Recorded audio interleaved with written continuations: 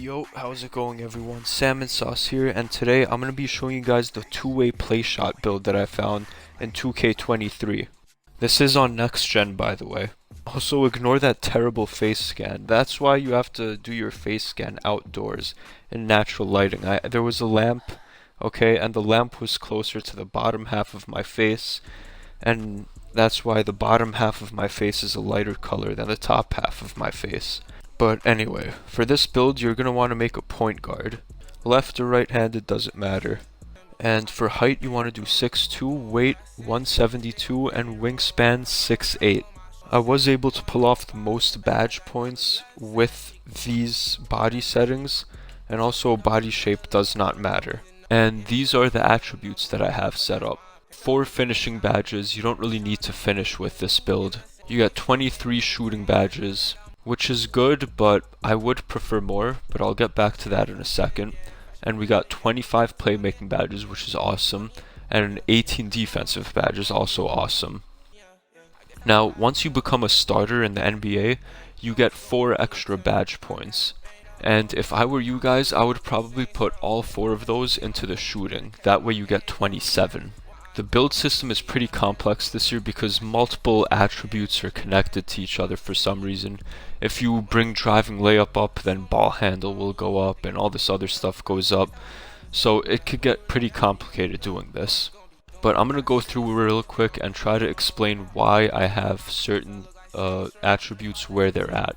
So if I'm going to shooting, for example, I have the 3-point shot at a 92. The reason you want 92 and not 91 is because look at that badge over there in the bottom right for the shooting badge area. That's limitless range. So 91 you only get it on silver, 92 you get it on gold. And also if you lower your mid-range anymore, then 3-point shot will go down with it to a 91. So that's why it has to be at a 77. I would have preferred if mid-range was higher, but sometimes you have to sacrifice things if you want to be good at the more important things. I do think mid-range is important, but I don't think you need it for this particular build. I think that's more of a shooting guard responsibility, especially because you want to be really good on defense at point guard because you're going to be guarding the best dribbler on the other team, and you want to make sure he doesn't get around you. Free throw, you could possibly get away with lowering the free throw a little bit because you're not really going to be getting fouled that much. Maybe you could lower it by 1, put a point into driving layup.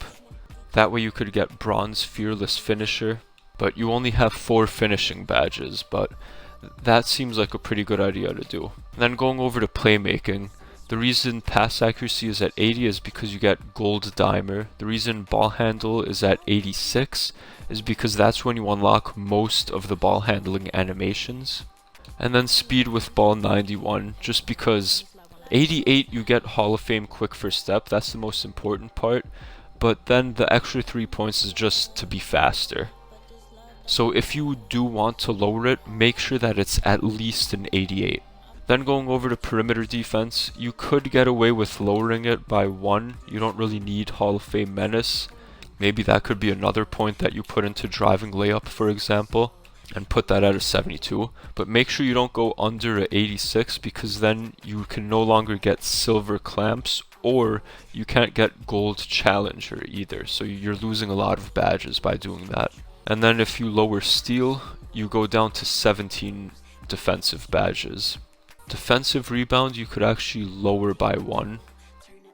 The reason you don't want to lower it more is because it is connected to perimeter defense. So if it has to be a 41, you can't lower it any more than 41, or else you're going to lose silver clamps. With the rest of these points, it's really up to you what you want to do. My opinion, I think free throw makes the most sense. Shooting is pretty tough this year, and you don't want to miss free throws, even though you're not really going to be getting fouled that much with this build, but I think that's a good idea. And if you're only playing 3-on-3, then you could just get rid of free throw completely. So that's up to you guys and how you want to play that situation out. And then finally for takeover, for primary I have extreme clamps.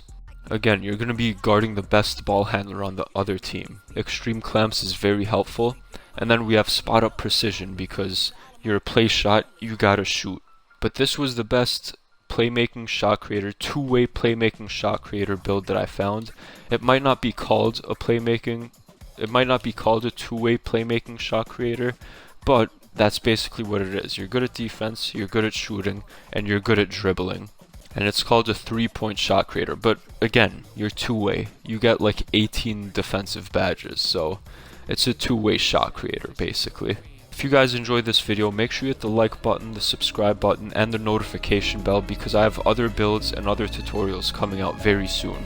The build system is very complicated, so I want to help you guys as much as I possibly can. Let me know in the comments section if you have any questions, and I'll see you all in the next video. Thank you all for watching and have a splendid day.